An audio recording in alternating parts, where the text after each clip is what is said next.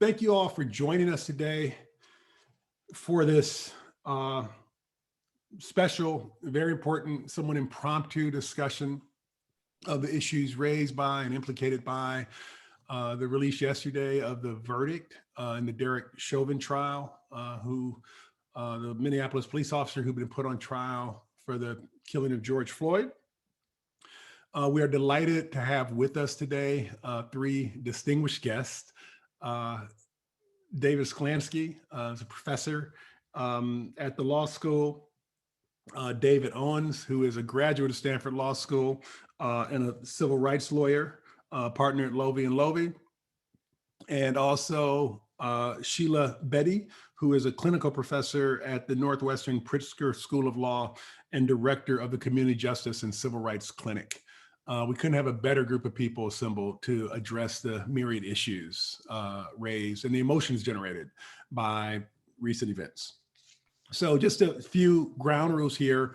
The chat function has been disabled. The Q&A function does operate. So if you have questions, please put them into the Q&A and I will do my very best to work the questions into the conversation as we go. We have a sufficient amount of time, but not nearly enough time. So I can't promise to get to all of the questions, but I will do my very best. So let me start by saying a little more about our panelists, just so you know who they are. So Sheila Betty is a clinical professor at Northwestern. She's director of the Community Justice and Civil Rights Clinic. That's a clinic that provides students with the opportunities to work within social justice movements on legal and policy strategies aimed at addressing over-policing and mass imprisonment. She's litigated civil rights claims on behalf of many victims of police violence, as well as victims of abusive prison conditions. She's also worked quite effectively with grassroots community groups who seek to end abusive policing and also mass imprisonment. Thank you so much, Sheila, for joining us. I'm looking forward to this conversation. David Owens is a graduate of Stanford Law School. It seems like just yesterday when you were here, but it's almost a decade ago now. He graduated from Stanford Law School in 2012. He has developed a practice representing clients who have been victims of police violence and other civil rights violations. He's focused on wrongful convictions, on police shootings, other excessive uses of force, on false arrests, also on free speech rights and race discrimination in violation of the Constitution. David, we are, as always, glad to have you back. I believe you taught last quarter here at the law school, so it's always good to have you back. And David Sklansky, who all of you, or many of you will know, is a Stanley Morrison Professor of Law here at Stanford Law School. He is a former prosecutor. He teaches and writes about criminal law, criminal procedure, and evidence. I should give a shout out to his recently published book, which we will have much more, and you all should have much more conversation. Thank you for that, David. We should have much more conversation about this book, A Pattern of Violence, How the Law Classifies Crimes and What It Means for Justice. This is literally hot off the press, recently published by Harvard University Press. Professor Sklansky highlights in the book our fuzzy and distorted thinking and selective thinking and analyses of issues of violence, which have undermined criminal justice policy. Sometimes we see violence in a way that it looms too large. And other times, as in the case of police officers, violence doesn't loom large enough, frankly, Professor Sklansky argues. In this case, it's certainly one of those cases where we have an egregious instance of police violence. So those are our guests. This discussion is meant to be focused on the verdict. It's prompted by the verdict, but it actually goes beyond the verdict. The way that I think about the situation where we are now is that we had a just verdict that was rendered, a just verdict that showed that the criminal justice system did work. But the question that confronts us now is what's the relation between that just verdict, that single verdict, and the broader condition of justice that we should be aspiring toward? That single verdict, just though it was, is not sufficient to create justice. And the question for today, one way to frame it, is what's the gap, or what's the relation between that just verdict and the broader condition of justice? How do we bridge that gap? How do we move from this verdict toward justice? What's the role of legal institutions, of lawyers, of prosecutors, of defense lawyers? What's the role ultimately of all of us as not only lawyers, but as citizens? So those are some of the questions we want to try to engage. So to start us off, Professor Sklansky, David, we'll be on a first name basis here. I'll go David S. and David B. Could you just put us all on the same page, or level set us with respect to the trial? What was decided? What was the verdict? What was he convicted of? What will the penalties be? Just so we're all on the same page. Sure. Thanks, Rick. And thanks to everybody who is joining us today. Chauvin was convicted of 3 different crimes: second-degree murder, third-degree murder, and second-degree manslaughter. And under Minnesota law, he could be sentenced up to 40 years in prison for those crimes.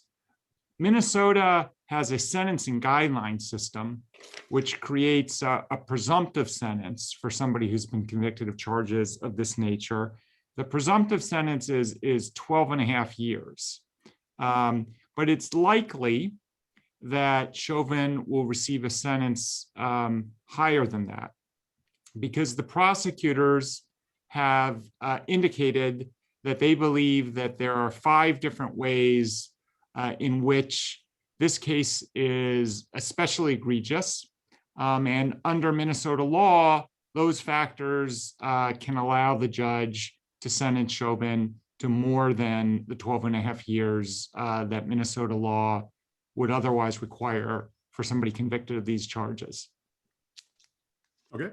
And now there are also federal investigations that are going on in connection with the these horrific events. David B, could you, or no, David B, yeah, David B. I'm gonna get my Davids confused here. Could you say a little bit about the federal investigations that are going on and what you expect the outcomes to be there? Yeah, so as I understand it, and David S. may have more insight into this, there are federal investigations ongoing into, one, the city of Minneapolis, and to do what's called a pattern and practice investigation that looks at systemic issues in the police department. So those have basically been off for the last 4 years, with the exception to one small police department in Massachusetts during the Trump administration. The last one to be completed before the Trump administration was in Chicago, which was barely completed. And usually the result of those is a consent decree against the police department. One notable one is also out here where I am in Seattle, and which there was a consent decree entered a long time ago, but the protests in response to the murder of George Floyd and other killings of Black people last summer have brought the issues, the systemic issues for even a city within the scope of a consent decree to the fore. The separate thing is a civil rights investigation conducted by the federal DOJ in terms of enforcing federal civil rights law, which I haven't heard much about yet. Okay, and David S., how effective do you think these investigations will be in actually reforming the practices in law enforcement in Minnesota?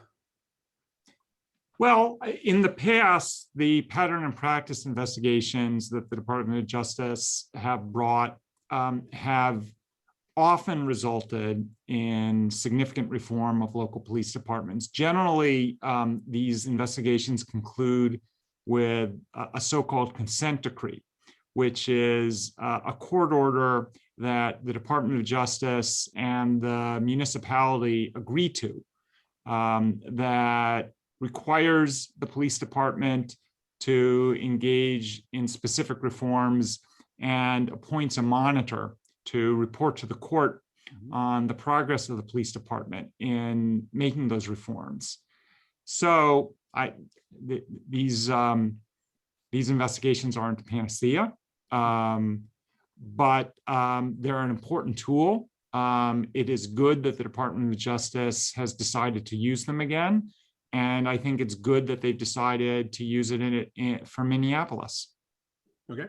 And what do you think, David S.? And we have a number of questions coming in. David S., what do you think about Maxine Waters' comments? This got a lot of air. Her comments in advance of the verdict about people needing to protest if the verdict came out the wrong way and so forth. Is that going to result in a successful appeal or no? Well, I think it's going to be argued on appeal. I think her comments were completely understandable, but they were, I think from my perspective, they were unfortunate because they create an issue. They don't, it's not a slam dunk issue on appeal, but it will be an issue. And the fact that the trial judge himself said that he thought that this would be a significant issue, that statement itself will hope give the issue even more credence on appeal, because the question will be whether those comments interfered with Chauvin's right to have the jury assess this case objectively and dispassionately. Okay, and Sheila, do you have a view on the propriety of Maxine Waters' comments? This was a...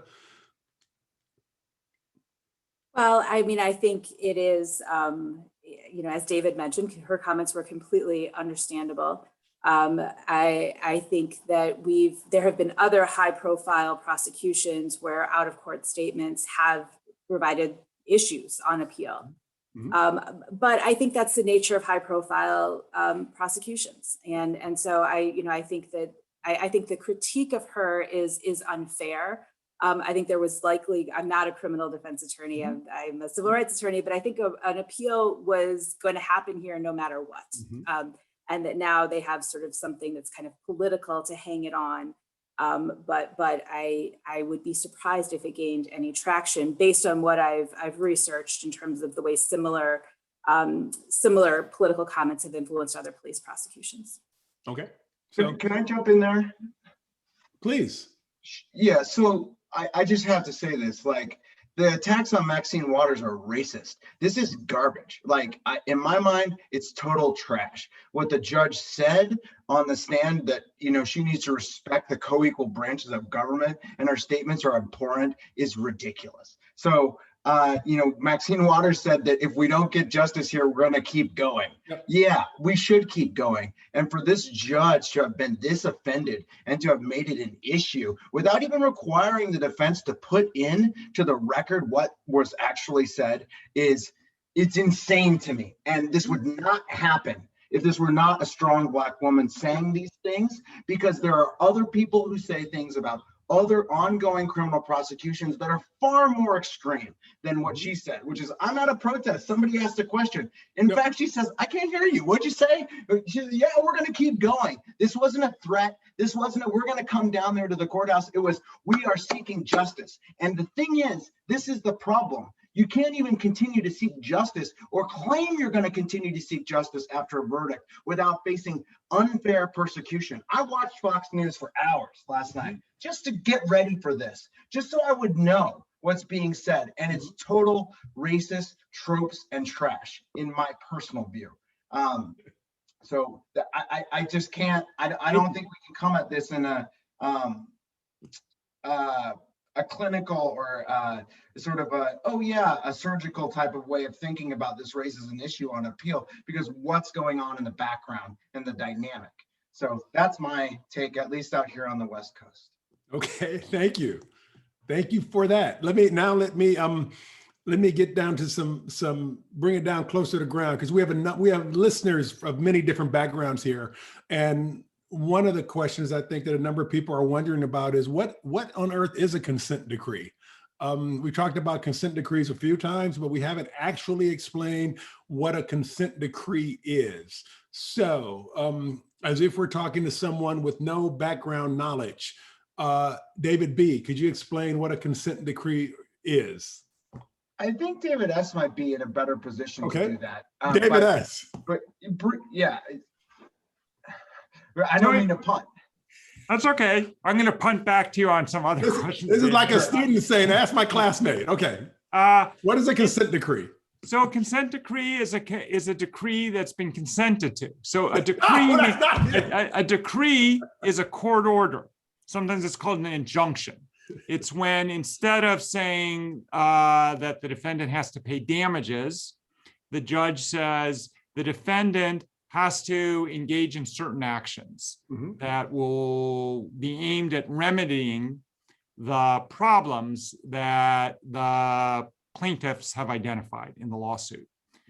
So when the Department of Justice, has authority under federal statute to investigate police departments that may have a pattern or practice of violating federal constitutional rights. And if they conclude that a department is doing that, the federal government can then file a lawsuit and seek to get a court order, an injunction, a decree against the local police department. In fact, the Department of Justice rarely winds up having to file a lawsuit like that and litigate it, because the results of these investigations much more often are that the local police department and the local city wind up reaching an agreement with the Department of Justice about measures that should be taken to address the problems that the Department of Justice investigation have revealed. And then the Department of Justice and the city and the police department go to the district court, the local federal court, and they say, we agree about what needs to happen here, and we wanted to have the imprimatur of the court. We want there to be a court order because we want it to be enforceable and binding. So here's the decree that we think you should enter. Here's what we think you should order the city to do. The judge looks it over, and if the judge is satisfied, the judge then says, yeah, okay, fine. I'm entering that order. And then it's just like any court order that a court would issue. It's called a consent decree because the city has consented to it instead of litigating the issue in court. Okay, thank you very much. Let me just can I jump in there with just a couple points on the consent decree front? Here in Chicago, we've got a consent decree that resulted, as David B. said, from one of the last investigations the Obama Justice Department conducted. And it is the only consent decree in the country where communities that are most affected by police violence have the power to enforce the consent decree. I represent those groups, including Black Lives Matter Chicago and some Latinx serving groups. And a consent decree can be a powerful tool. You've got the power to go into federal court to hold a police department in contempt for violations of the consent decree. But a consent decree is inherently limited by, number one, the limitations of federal law. And number two, because it is trying to remedy so much of what's wrong with policing, it is inherently procedural. So a consent decree will say things like a department must have a policy, a use of force policy that complies with the Constitution and requires de-escalation, right? The consent decree doesn't say officers must de-escalate every incident that they're engaging with. So consent decrees are inherently procedural, they're not outcome-based, and that's a real problem. When we look at a lot of jurisdictions around the country, all the boxes can be checked, they can be in compliance with these consent decrees. Black and brown people are still dying at the hands of police officers. Yep. So they are really a limited form of relief, and one that I hope the Biden administration will radically transform in order to make it relevant to what we need today. Let me ask you, Sheila, what's the way around, or is there a way around that problem that you have procedures in place that don't really lead to changes in outcomes when you're really concerned about the outcomes. Is there a way around that problem?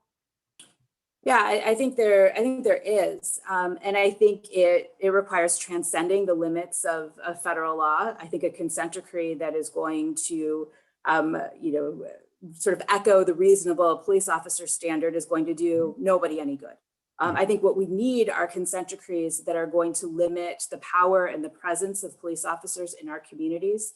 I think that the federal government should take the position that in order to remedy what's wrong with policing, we don't need more training. We don't need better policies. What we need is to limit the presence of police officers. And we also need to limit the power of police officers to engage in harmful acts of violence. And that until we get consent decree provisions that are focused on those two things, consent decrees will continue to be a legal strategy that just reinforces and legitimizes the institution of policing. And frankly, that is the last thing that we need. Yep. So what I want to ask you, I want to say a little bit more about this consent decree, but the question I have for you then is, why didn't the Obama administration had many consent decrees, that, many investigations that resulted in consent decrees? Why did the Obama administration not take that tack? So that's the question. But while you ponder that, I want to go back to David's point, just to be sure all of our students are on the same page, that the consent decree is it is a judicial order, but it is not the result of a trial. It is the result of an agreement between the parties, between the city on one hand and the government on the other, which is then takes the form of a judicial decree so that it can be judicially enforced rather than only being enforced as a contractual agreement of some sort, right? So it can be judicially enforced, but it requires the agreement of the parties rather than merely the judgment of the court. Okay, now Sheila, back to you. Why did the Obama administration rely on so many of these procedural consent decrees once it becomes clear that they are likely to be not wholly effective in transforming the culture and outcomes of policing? Well, I think the easy answer to that question is that the Obama administration believed that policing is fixable, believed that we could have good police officers and that we could have policing that is not racist, not violent. And that's wrong. I mean, it's wrong as a matter of practicality in terms of what we see in policing. That being said, in some of the Obama era decrees, there were important provisions that did restrict the power of the police. In Baltimore, for example, there are provisions in the consent decree there that limit the ability of police to arrest people for the offenses that George Floyd was interacting with the police for. In Ferguson, there are similar restrictions on police power to arrest and to engage in school-based policing. So I'm hoping that in the Biden administration, we'll see an expansion of those types of provisions and far less emphasis on things like training, like policy development. Right. And am I correct to assume that the, police departments, if they're rationally calculating, they're likely to say, hey, sure, we'll agree to some training. Just don't take away from us the right to do the stuff that we really care about, and don't impose constraints that are actually going to hit us where it hurts. So we'll agree to all the training and all of that you want, as long as we maintain our freedom to act as we want in these other areas. Is that too cynical a perspective, or is that right? No, I mean, I think it's exactly right. And when the Obama administration was here in Chicago, they met with the police union, and the police union testified to city council that the DOJ is not going to be a bad thing because they're going to help us get all new shields and all new tasers. So the DOJ coming here is going to put more resources into the police department and get us more equipment to harm people. So I think there is a sense that there are sort of very surface level reforms that can be imposed that can create kind of sound bites and performative nods to change, but don't actually change the experience of Black and brown folks who are living with the threat of violence every day. Right. And then now I also wonder, is it too cynical to imagine that the government might have incentives here also that are not perfectly aligned with the people, because the government wants to win, right? They want to win. So they actually might be inclined to agree with consent decree conditions, which they themselves, if they were speaking truthfully, might know are not going to produce the outcomes that people want, but they want to be able to have something in a newspaper that shows they got the job done. Is that also. Is that too cynical or is that right?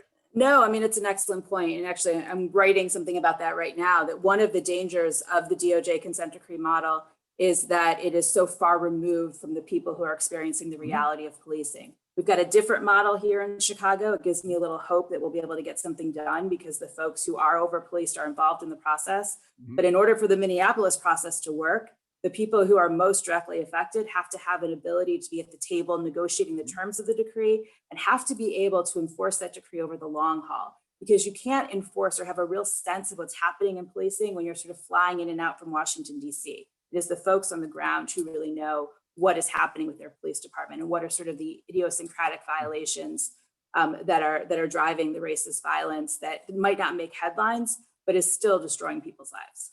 Okay. And so David B., is your analysis of the possibilities and limitations of consent decrees, does it conform to what Sheila just offered, or do you differ? I don't know. I don't mean to fight the hypothetical, but I don't know why we're spending so much time talking about the consent decree right now. I think it seems to me that the most important thing about a panel about the verdict of murder for the killing of George Floyd is to understand that verdict itself and what it means for justice. Like, it's consent decree could happen or not. I do think one bit of history, which I think is important here, is that oftentimes is that when there was desegregation in the South, that came through the courts, right? And because it provides people with a political out, right? So politicians may not want to take a political hit, even if they want this from powerful policing unions. So I think that there are limits. I think that ultimately the fundamental issues have to be changed through the statutes. And so the DOJ is using the statutes that exist right now with their benefits and minuses. But, the Congress has passed the George Floyd Justice and Policing Act to change some things about policing in the United States. The federal government could stop giving money to police departments and giving them tanks and other things that they've retired from military issues. And there are just so many other things that seem direct beyond just a consent decree. So I think. So could you put us all on the same page with respect to the George Floyd Justice and Policing Act? What are the key provisions of that act? Where does it stand? Sure. How effective might those provisions be? Yeah. So, I mean, just taking a step back, like, a criminal prosecution of a single individual police officer for killing a single individual Black person is obviously the tip of the iceberg, but this tip seems really big at this moment. And I think that there's a reason for that. And there's a reason because we are fed up, because we have seen too much spectacle violence against Black and brown people again and again and again. And something about being stuck in your house on a Zoom screen and not interacting with people allowed the pain and spectacle suffering experienced by George Floyd to transcend to folks who had never been open to this in any way at all. Or maybe they thought that they were good and they're liberal, but the only way to explain how somebody could do that to another person for over 9 minutes has to be something beyond who they are and what they are, and it has to be involved in race. So I think the fundamental thing that's going on here is a juxtaposition of so much suffering that has not stopped and did not stop during the verdict itself. The act itself, the George Floyd Justice and Policing Act, is a response to this. It's passed the Congress, but not the Senate. And it won't pass the Senate unless they get rid of the filibuster. So, that's where that stands. But I would point out two important provisions, probably of some interest to folks. First,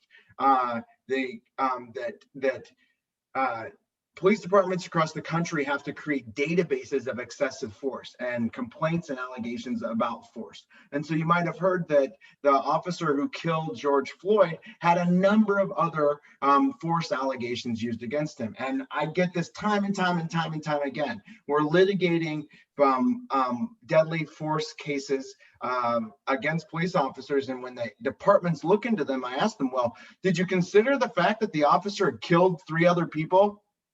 No, that's insane. for that type of an investigation. And part of it from the police is about policing culture, but this requiring transparency so that we can all know that this stuff exists. And again, Chicago has been really big, just because of the issues there, has led the way in trying to create, with some activists there, databases of police misconduct. And even still, it's a fight. The second other major thing, which I think people here are probably interested in, is that it gets rid of the George Floyd Justice and Policing Act, gets rid of the legal doctrine called qualified immunity. And qualified immunity, for those who are unfamiliar, is a judicially invented doctrine that's not in the statute, called Section 1983, that is about litigating civil rights claims against police officers and other state officials. That does not appear in the statute whatsoever. However, in the 80s, Supreme Court's like, yo, we need to protect these cops some more. So they invented this doctrine called qualified immunity. And the most pernicious thing about this doctrine is it allows judges to come to court and say, yo, your rights were violated, but they weren't clearly established enough. So the officer is entitled to immunity. And when they say clearly established enough, the Supreme Court, you might think, that doesn't sound bad. Like, people, ignorance of the law for police officers acting in good faith should be, I can get behind that. But over the past decade in particular, the Supreme Court has said, no, clearly established means it's got to be very, very particular. Like, was that case on a Tuesday?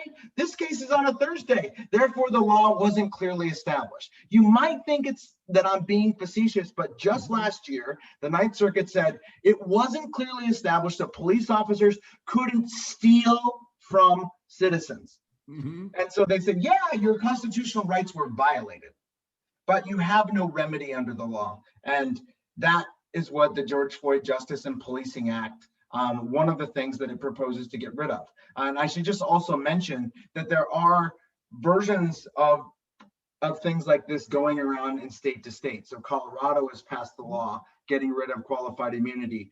New Mexico has passed the law. Connecticut has passed a funny little law.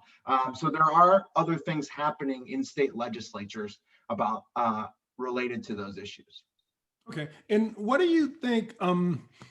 This is for any of you, of the, where should we be looking for change to come from? The George Floyd Justice and Policing Act is a proposed federal law. We also have lots of activism at local levels, at the level of police departments and cities, but then also at the state levels.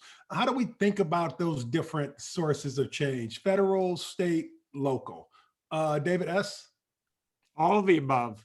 It's important. I mean, it is important that the George Floyd Act get passed. That nothing in that act is a panacea, but a lot of what that act proposes is just common sense reform of policing. It won't do all the things that Sheila was calling for, but it's a significant step forward. So it's good the Biden administration is supporting it. I think there should be a real push to get it through the Senate. Action on the local level is super important. And it's important, as Sheila said, to design consent decrees so that local groups and local stakeholders have a seat at the table when the terms of the consent decree are negotiated and when the consent decree is implemented. I think states have an important role to play here too. There are a lot of things that went into the successful result of the Chauvin prosecution. One of them is that the state of Minnesota took that prosecution on itself and the Attorney General's office handled it. It's possible a local district attorney's office would have gotten a conviction, but I'm not confident of that. States attorney general don't do enough in general to combat issues of police abuse and to intervene in cases of police violence. There's been a trend toward states attorneys general doing more of that, but there needs to be even more. And then there's the question of state legislation, because a lot of what governs law enforcement is state laws. states don't have to wait for the federal government to get rid of qualified immunity. They can create, and some states have created, their own civil rights, civil liability statutes that don't give officers the benefit of qualified immunity. So I feel like we need all these things. And I also think I'd say, although I agree with Sheila that just focusing on training and policy is myopic, I do think training and policy is important. First of all, I think part of part of why the Floyd case was so strong, and part of why it would have been so upsetting if Chauvin had not been convicted, there is that you had the chief of police testify that what Chauvin did was out of policy and contrary to his training. And that's important when you're prosecuting individual police officers and trying to hold them accountable. More importantly, I think it's important in structuring the way the police operate. It's not all that structures the way the police operate, but it's part of it. We have 1,000 people killed by the police every year in the United States, 3 a day. That doesn't happen in Canada, it doesn't happen in the United Kingdom, and it doesn't happen in France or Germany. And it's not because the police in those countries aren't racist. It's not because they have low levels of policing in those countries. I agree with Sheila that we need to be exploring jobs that the police do that would be more sensible to have other agencies do. Nonetheless, we're still going to have the problem of what happens when police respond to a call that there's somebody who's acting dangerous and waving a knife around. Mm-hmm. That happens it happens in the United Kingdom, it happens in Canada, it happens in Europe, and it happens in the United States.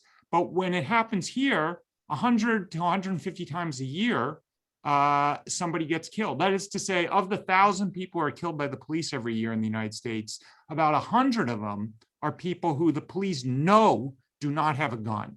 Mm-hmm. So these aren't cases where you can say, oh, well, the experience of other countries isn't relevant because they don't have as many guns floating around as we do. They have as many knives floating around as we do, mm-hmm. but people don't get killed when they seem to be suffering a mental health emergency, or they seem to be doing something threatening with a knife. It rarely results in death in Europe, in the United Kingdom, in Canada, and it often results in death, especially when the individuals involved are people of color in the United States. And I do think that's partly because of how we train our officers, what we tell our officers, and the policies we have for our officers about how to engage with situations of this kind. So I'm for all of the above. Okay. Shoot. Yeah, I mean, I think it's important to note that the Movement for Black Lives opposes the Justice and Policing Act, and that put forward an alternative proposal that was a much more radical, much more grounded in the reality of the Black and Brown experience with policing, a bill called the Breathe Act. And what the Breathe Act would have done is provide incentives for jurisdictions that divest from policing, that invest in communities. The act would have ended qualified immunity. The Breathe Act would have ended qualified immunity like the Justice and Policing Act. I think that's important. I also think that the left's emphasis on that is far too lawyer driven. And the suggestion that police officers are sort of subject to deterrence theory isn't grounded in any reality, given what we know about policing as an institution. So I think I think that while it is an important moment that we have Congress ready to take action on the issue of policing, I also think it is important that we note that the bill that is being considered right now is one that will put a lot more money into policing, will put a lot more money into surveillance technology, and that won't heed the demand of the moment and the movement, which is to divest from law enforcement, not even entirely, even in parts, and reinvest in our communities. So the compromise there is significant, and in some ways, I find it discouraging. If we want to like go straight back to your original question, Rick, which is I think like, well, where do we turn? Like where's the power in this moment? It isn't all of these moments. It is at the top, it is in the middle, it is in the bottom. And it is not a vertical thing, it's like a horizontal thing. And I think we would be lost, we would be sort of missing the moment, to borrow from Sheila, is to not acknowledge the significant role in which the movement and people. So this may sound pedantic. You're like, well, look, you got all these people here. What should they do? How do we get change? Look at yourself. It is in us. The reason that this officer was prosecuted is because of one, the bystanders who recorded this, but then two, people left their houses. They got out in the streets in droves. And that's, push political or the idea that there are even acts being considered at the federal level, at the state level, at the municipal level is a direct result of these social movements. And so my concern is this. People may say, he's convicted, sick. We marched for a year to get this thing. And I know, Rick, you mentioned at the beginning that, well, this is not, it's not an ending point, it's a beginning. But I do very much believe this is something that I am afraid of in this moment. It is something, I think of it like this. If you are in a speeding car that's like, looks like it's about to drive into a wall and it just turns away at the last second, you go, whew. But you're not like, oh, sweet, you don't have a party because you didn't almost die, because you might run into another wall. And in fact, this car has run into walls again and again and again and again. And I can tell you that sitting in a courtroom with families watching a police officer be prosecuted where that officer is acquitted is hard and it is not fun. But the fact that the officer was even charged is itself a big deal. And so there's a lot of change here on the underground. And I think my biggest takeaway, if I were a law student, if I were thinking to myself, what are the things that I could be doing? I would think there's a lot of tangible things. It is in community activism, is participating in our clinics, and it is doing pro bono work on behalf of these communities. It is organizing, and I think this is the really big thing, is there's lots of help needed. The system is so broken that we need people. You need people to do this on the criminal defense perspective. You need people to do it from the prosecution perspective. You need folks to do it from the community organizing perspective. You need it from lawyers to do the civil work. You need lawyers to do environmental justice. So there are many lanes, and we need all of the lanes to be filled. And so I think that that's what keeps the moment, and that's what made this moment. And so unfortunately it takes seeing really, really heinous acts, but I think we would not be here and we would not have this moment without people being involved. Politics do matter, and there's that old saying that all politics are local in a way. And I think that really matters. And it would be a mistake. And it is, I think this is a mistake that Sheila pointed out, is like, you've got too many people too far away from the problem trying to solve it. Be like, oh, let's talk about qualified immunity and databases in this very important way. You know who doesn't give a shit about a database? Me. When I get pulled over by the police, because that database didn't do anything to prevent or change whether this encounter is going to lead to my death. You know what does is putting my hands on the steering wheel, taking my keys out of the car, putting them on the hood, saying all the nice and right things. And so this is why, going full circle, we need more training. But if the training is just a reproduction of faux military stuff, as it was, when police organizations, hey, David Sklansky wrote this book. It's got a chapter about the history of policing. You should read it. But in there and in other books, we talk about how policing and the history of policing is mimicking the military, where you are treating people as if they are occupied subjects who you are there to fight against. And so you can do more training in this all you want, but the training has to represent a cultural shift. And that cultural shift requires legislation that thinks about this differently and that understands why communities are hurting so much and why they're still there. And so I think it's got to be a bottom up and a top down thing. And we cannot mistake, from a legal scholar perspective, or what are the impacts of this, the crucial moment and necessity that it is to have community members in the street and what that means. And just to risk going too long, but to say one further thing, for those of you who didn't come to the Capitol Hill organized protest, it was great. But it was great because even in the pandemic, everyone's wearing masks.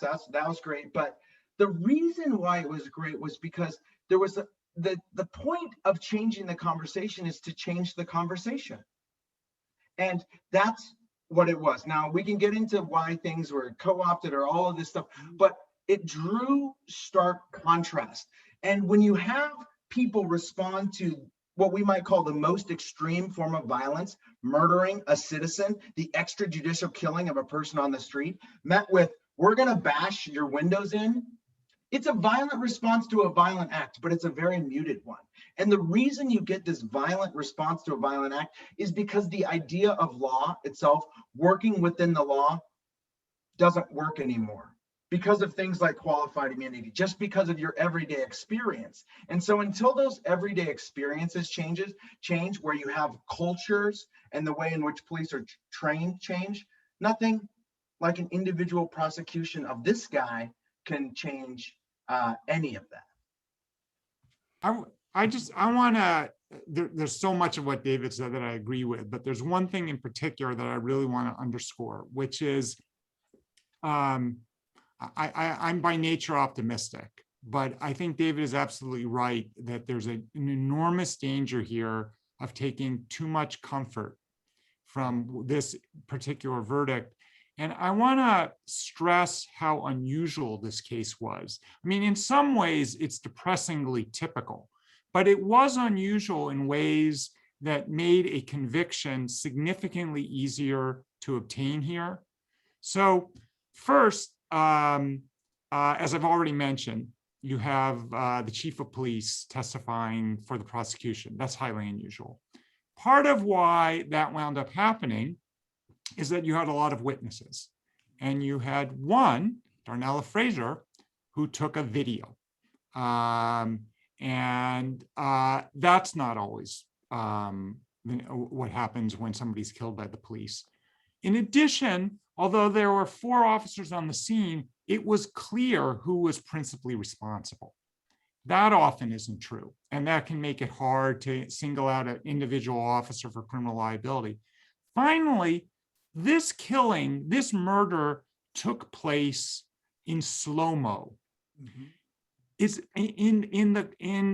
wasn't a situation where the defense was able to argue, you can't second guess the split-second decision that a police officer had to make. This was a 9.5-minute decision. So the nature of the killing here made it easier to prosecute. So, I mean, none of this is to say that it was obvious all along that a conviction could be obtained here. There was real doubt. So there is reason for people to feel a sense of relief at the verdict. But this is one defendant in one criminal case for one shooting, one police killing, and we have 1,000 of these a year. So I do think, and I agree with David and Sheila about this, that focusing on the individual criminal responsibility of an individual police officer, while fully appropriate and fully necessary to secure justice for a homicide, isn't enough. that we need to be thinking about addressing systemic problems in a systemic way.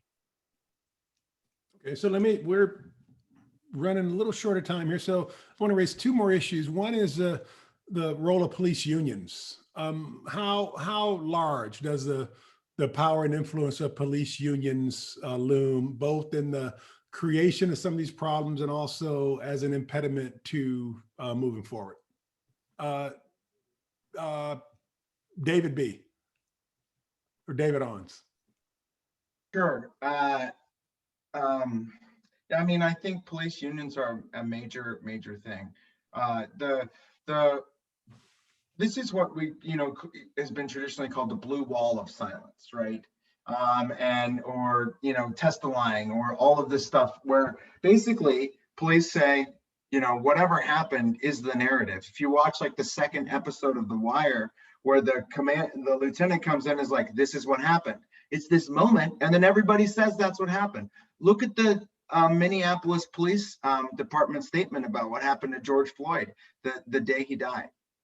Well, somebody had a medical thing taken down, and the police union has been behind that, and they have supported some of the most restrictive possible things, opposed accountability. Now, some of those chips are starting to fall, and that's because of political pressure.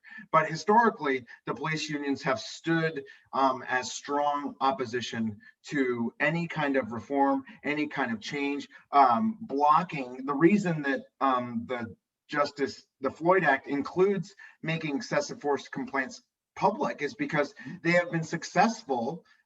Police unions have in keeping those records private in many jurisdictions. And it's worse.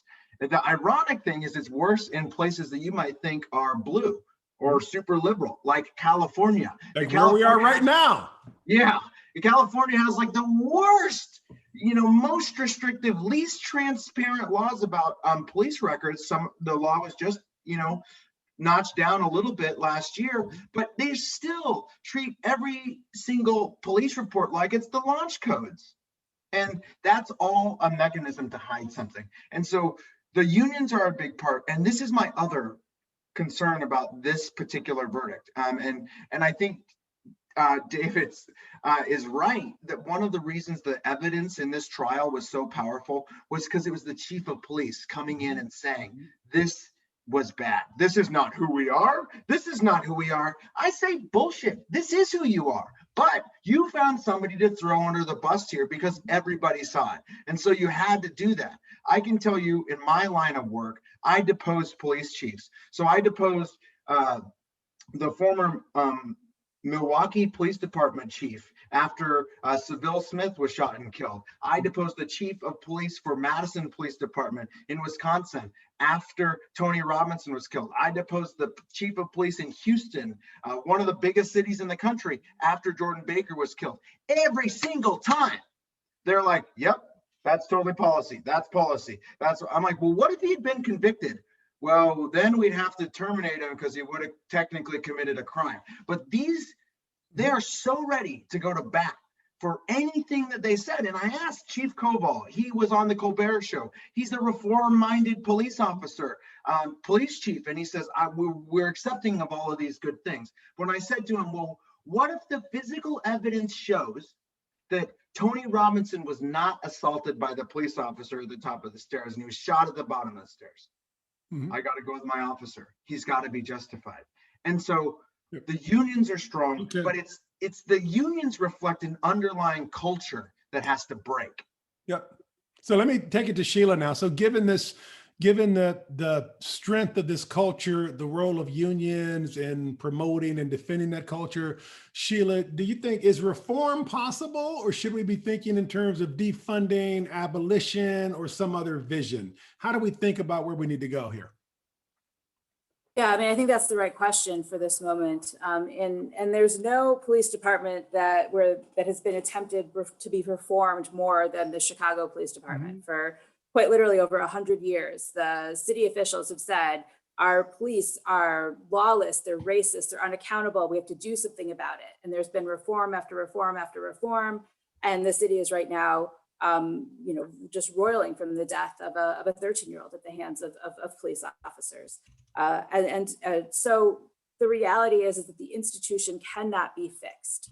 The institution cannot be reformed. And the movement to defund is creating significant traction around the country for that reason. It's obviously a politically hot button issue, and in many ways it's become a third rail, but also we are seeing that jurisdictions around the country are recognizing that we're asking police officers to do way too much. They can't respond to people who live with mental health issues. They can't effectively police children. They can't mediate disputes.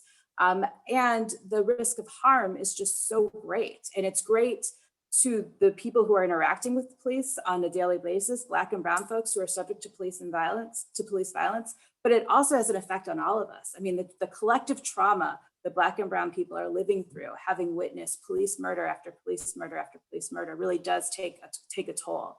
I think there's an increasing recognition of that. But it is one of the things that concerns me about this prosecution, because like all prosecutions, it was inherently pro-police. It was a prosecution that hinged, again, on the legitimacy of the policing function and on the idea that there's just one bad apple, when in fact we all know, the entire system is rotten. So I do think that some of the reformist measures that we've talked about here today can help limit some of the harm, can be harm reduction. But I think ultimately the long-term vision needs to be about defunding and reinvesting in our communities. Okay, so David Sklinski, what do you think about that? One point here is that the conviction may paradoxically further legitimize the very system that we should instead be opposed to dismantling.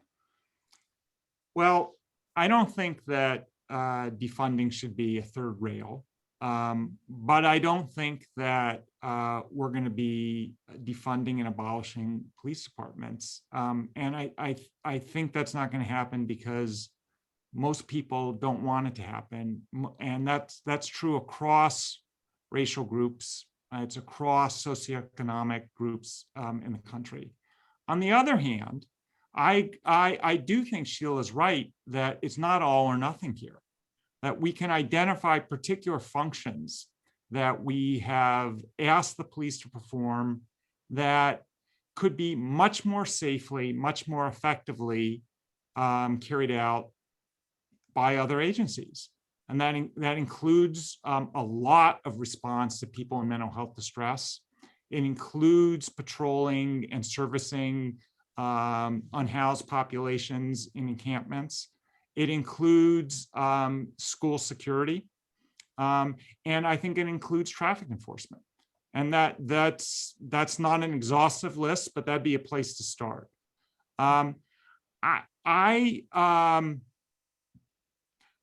My own view is that we're going to have police departments, and we need to make them as good and as safe and as fair as we can. I also think, though, that there are a lot of people in the country who believe that policing is illegitimate and believe that that police should be defunded or abolished, and I think they need to be at the table too. So I think that democracy is about finding common ground, and I think that we are in a moment where there is common ground to be gained, but it won't be gained easily or automatically.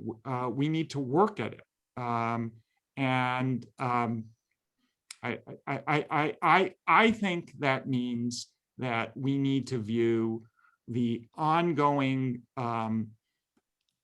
toll of police killings in this country that disproportionately victimize people of color as a full-out national emergency, as a full-out national scandal. And that means treating deaths from police, that means treating police killings as seriously as we treat, say, deaths in aircraft accidents. It means taking on as a national obligation, the obligation to find out what happened. How did this happen? what systems could have prevented this, and not asking solely when every time there's a police shooting, we're told, well, we're going to have to look into what the officer understood and what options the officer had, how the officer was trained, and all of that is true. If you are asking whether this officer should be held criminally responsible, which is an important question to ask. But if we're going to take seriously the lives of people who are killed in these encounters by the police, it's not enough to ask, do the facts here suggest that this officer should be held criminally liable, and for what? That's necessary. We need to do that. But we also need to ask, how did we get to this point? How is it that 100, 150 times a year in the United States, somebody who the police know doesn't have a gun winds up being killed by the police, when these situations arise in other countries, they don't result in fatalities? They're doing something we're not doing, and we're doing something they're not doing. Let's figure out what that is and fix it. Will that fix policing so that we can then say, oh, we're done? We're next problem. No, as long as we have people patrolling in our neighborhoods with weapons, and particularly when we're doing this in a country that's soaked in a heritage of racism, we're gonna continue to have tragedies, and we're gonna. So if you think like I do that, well, we're not getting rid of police departments and we shouldn't, then it's incumbent on you to try to figure out what we can do to make this institution as safe and as fair as we can. And I think that means you need to be in dialogue with people who, unlike you, think that we should be defunding the police and think that we should, or we should be abolishing the police. Okay. Got just a quick point on the data that David talked about, which I've spent a lot of time looking at. And it's true that just when sort of asked the question, Black and brown folks who are living in poor neighborhoods where there's high amounts of intercommunal violence are saying, no, of course we need police. But when you have but we also have data that suggests that when you say there are alternatives, there are other ways to stay safe. There are other ways that you can take care of each other and have resources in your community that can prevent violence before it starts. Folks are overwhelmingly indicating their approval of those kinds of resources. Here in Chicago, 87% of the people who were polled after there was that kind of political education supported defunding the Chicago Police Department. Mm-hmm. So I think that some of it is kind of the idea that defunding means just leaving people without any protection, which couldn't be further from the truth. And then I also just want to echo what David said about the racist origins of policing in this country. We cannot talk about reform without acknowledging the legacy of policing, the legacy of policing, all the way back to the slave patrols and the ways in which it's been used to reinforce the racial hierarchy. Wow. Okay. We just have a few minutes left. Let's close by trying to speak to the mix of feelings that a lot of people listening are probably having. We have a lot of students on the call, law students, undergraduate students, other people who are out in their lives and are doing work that's unrelated to policing, and they all are wondering, how to make sense of this. What should they do? So words of advice you have for we'll treat this as a lightning round. Words of advice that you have for the listeners about how they can move forward and be part of the solution rather than part of the problem. We'll go David Sklansky, Sheila Betty, and then David Ons. Well, I think there's enough work for everyone, and there are enough jobs that people can find the ones that speak to them. Certainly a part of this is dismantling racism, and that's an enormous job, and we need everybody who can to work at that. I think another part of the job is figuring out what we do with policing in the meantime. while we still have racism. And if there are things we can do with policing that will make policing safer and fairer, and that will also help in the fight to dismantle racism. And finally, I think that systems are important. And it's important that we had a trial in this case that resulted in a verdict of guilty, and resulted in a verdict of guilty that I think will have and deserves to have widespread public support and respect. And that's because of the job that the Attorney General's office did here. It's because of the job that the defense attorneys did here, because you can't have a credible trial unless you have a credible defense. It's because it's because of the work that lots of people involved in the justice system did. It is unfortunate but true that the quality of justice that our system delivers depends heavily on who's involved in the system, who the prosecutors are, who the defense attorneys are, who the judges are, who the parole probation officers are, who the judges, and what they bring to their work. So I think that people who care about these issues, who want to see progress, can and should think about spending a part of their career working in the system and trying to make it work as fair and effectively as they can. Okay, Sheila, over to you. All right, so just two quick pieces of advice to people who are sort of wondering what they can do, how they can contribute. The first one, I'll quote Brian Stevenson in the importance of staying proximate. The idea that the people who are weighed down by the full weight of injustice have the solutions to these problems. Mm-hmm. If you are crafting solutions to injustice, white supremacy, and they don't involve people who are directly affected, they are not real, they are not work, and they just are not legitimate. The second one is identifying and building up strategies that are going to build the power of Black and Brown communities and take away the power from the institutions that have harmed us historically. And one of the ways you can do that is just by showing up. There are so many grassroots organizations that are working right now. I get so much hope and so much creativity and so much inspiration from the grassroots movement. And show up, do what you can, fold chairs, bring food, figure out a way to weaponize your privilege in service of this movement. There's the old trope, if you wish you were alive during the civil rights movement and think you would be on the streets fighting, well, you are alive during the largest social justice movement in history. So get out there and do something, and you can do something just by showing up at the very grassroots.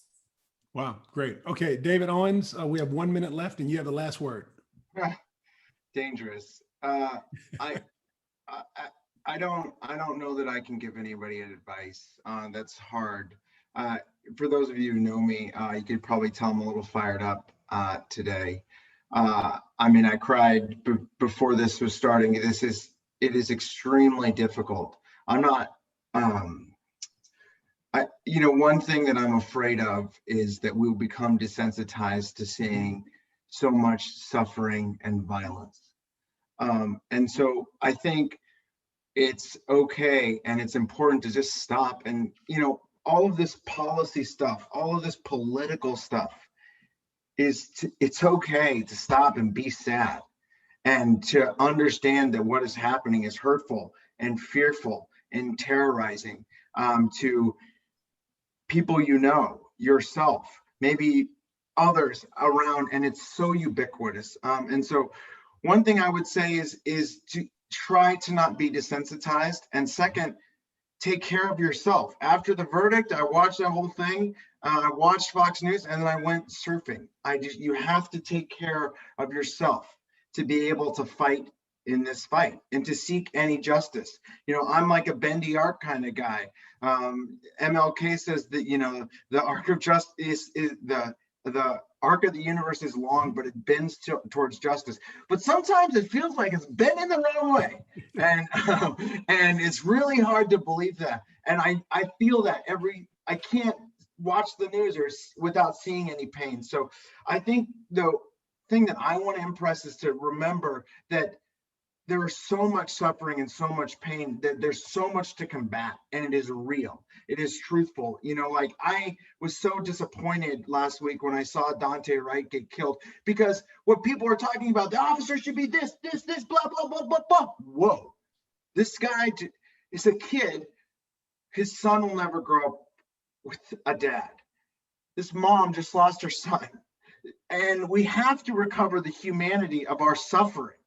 It is so much of a viewership. It is such a spectacle for viewing. And I just want folks to take a step back before you engage in any of this stuff, is to remember that. Could be your friends, your brother, your cousins, you're one line separated. And that's my thing right now. As far as advice, just get out there and do whatever you're compelled to do. If that's environmental justice, if that's seeking additional funding, we should increase community funding. I saw some things here about defunding the police, but do what it is you're compelled to do, because we are the change. We are the change. All of you, if there's 800 of you left or 8 of you left, we are the change. And that's the reason we're here in this moment. It's because people got out of their houses, put on their masks, and did something about it. So continue to do so. Don't go away. And that is why we're all here in this together. Wow. So thank you. Let me just take a moment to thank, first of all of you panelists, David Sklansky, David Owens, Sheila, Betty. Thank you so much for coming together on such short notice for a timely and important discussion. Thank you as well to the organizers, Diane Chin, David Mukama, Monique Chow, who arranged this event and made it run seamlessly, again, on very short notice. It's not easy to make it look easy, but they made it look easy. And, thank you, of course, to the Stanford Criminal Justice Center and the Racial Justice Center as well, who are, jointly sponsoring this. This has been an important conversation. As important is that we all continue these conversations and continue this engagement, because what we're confronting is, not simply a discrete moment, but a long game in which all of our energies are needed. So thank you all. That ends the program for today.